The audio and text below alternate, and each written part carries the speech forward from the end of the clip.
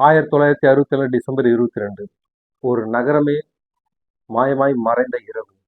தனுஷ்கோடியின் மர்மங்கள். வாங்க வீடியோக்குள்ள போலாம். இப்போ ஃபர்ஸ்ட் டைம் சேனலுக்கு வரீங்கன்னா சேனல் லைக் பண்ணுங்க, ஷேர் பண்ணுங்க, சப்ஸ்கிரைப் பண்ணுங்க. அதாவது துல்லியமா சொல்லணும்னா சுமாரா 1964 டிசம்பர் 22 இரவு 11:55 அன்று இரவு என்ன நடந்தது?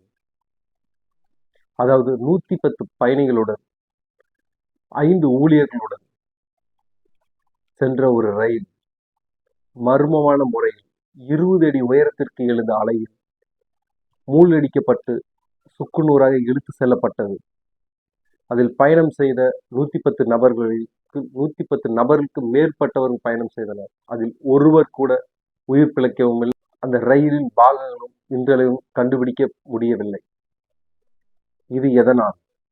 அங்கு என்ன அப்படி நிகழ்கின்ற ஒரு மர்மம்?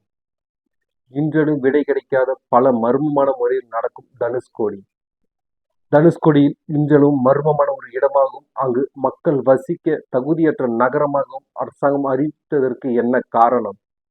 அந்த ஒரு இரவு அங்கு 20 அடி உயரத்தில் அந்த அலை எழவில்லை என்றால் இன்றளவில் தனுஷ்கோடி ஒரு பெரும்பாலான மக்கள் வசிக்கும் இந்தியாவின் பெரிய வணிக நகரமாக இருந்திருக்கும். அந்த 60 வருடங்களுக்கு முந்தைய காலகட்டங்களிலும் தனுஷ்கோடி ஒரு இந்தியாவின் வணிக நகரமாக கருதப்பட்டது. அளவில் அது பெரும் நகரமாக வளர்ச்சி அடைந்திருக்கும்.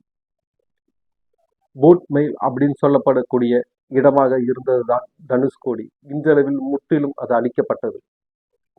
அந்த ஒரு அலை அன்றளவில் எழவில்லை என்றால் இன்றைய காலகட்டங்களில் அங்கு பள்ளிக்கூடங்களும் தேவாலயங்களும் பல கட்டுமானங்களும் பல வீடுகளும் அங்கு இருந்திருக்கும். ஆனால் இன்றைய சூழலில் அது மக்களை வசிக்க தகுதியற்ற நகரமாக அரசாங்கத்தால் அறிவிக்கப்பட்டது. அந்த ஒரு அலையின் காரணமாக இன்றளவிலும் அந்த நகரங்கள் யாரும் வாழக்கூடியதற்கு தகுதியற்ற இடமாக இருக்கிறதற்கு காரணம் அந்த ஒரு அலையின் காரணமாக தான் இன்றளவிலும் தனுஷ்கோடியை கோஸ்ட் டவுன் அப்படின்னு பேய்களின் நகரம் என்று அழைப்பதற்கு காரணம். பல மக்களை காவு வாங்கிய நகரமாக தனுஷ்கோடி மாறியதின் காரணம் அந்த ஒரு அலை. இது மனிதர்களுக்கு அப்பாற்பட்ட ஏதோ ஒரு சக்தியா, இல்லை இயற்கையின் சீற்றமா என்று பலரால் பல முனைகளிலிருந்து ஆராய்ச்சி செய்தும் விடைகள் கிடைக்காத தனுஷ்கோடியின் மர்மம் இன்றளவில் அது சுற்றுலா தலமாக மாறிக்கொண்டிருக்கிறது. அங்கு செல்லும் மக்கள் இங்கு எங்களுக்கு அமைதிகள் கிடைக்கிறது, ஒரு வித்தியாசமான சத்தங்களுடனும் அந்த இடம் பெரும் நிசப்தம் நிறைந்த ஒரு இடமாகவும் அது ஒரு மர்மமான இடமாக எங்களுக்கு தோன்றுகிறது என்று பல கருத்துக்கள் பரவி கொண்டு இருக்கிறது. அங்கு செல்பவர்கள் எங்களுக்கு இங்கு இருப்பது ஒரு அமானுஷிய விஷயங்கள் இருப்பது போல் இருக்கிறது, அந்த இடத்தில் இருப்பது போல் இருக்கிறது என்று பல கருத்துக்கள் இன்றளவு வலைத்தளங்களில் பதிவிட்டுக் கொண்டுதான் இருக்கிறார்கள். இது தனுஷ்கோடியின் மறைக்கப்பட்ட உண்மைகளா? தனுஷ்கோடியில் நடப்பது என்ன? இன்றளவிலும் 60 ஆண்டுகள் கடந்தும் அங்கு நிலைநிறுத்தி நிற்கும் தேவாலயங்கள், இவ்வளவு பெரிய புயல்கள் எழுந்தும் நிலை நிற்பது எப்படி என்று பல கோணங்களில் அங்கு பல கேள்விகளும் பல முனைகளிலும் அங்கு சிந்தித்து பார்க்கும் பொழுது அது மனிதருக்கு அப்பாற்பட்ட ஏதோ ஒரு சக்தியின் காரணங்களால்தான் அவ்வாறு இருக்கிறது என்று பலரின் கருத்துக்கள் தெரிய வருகிறது.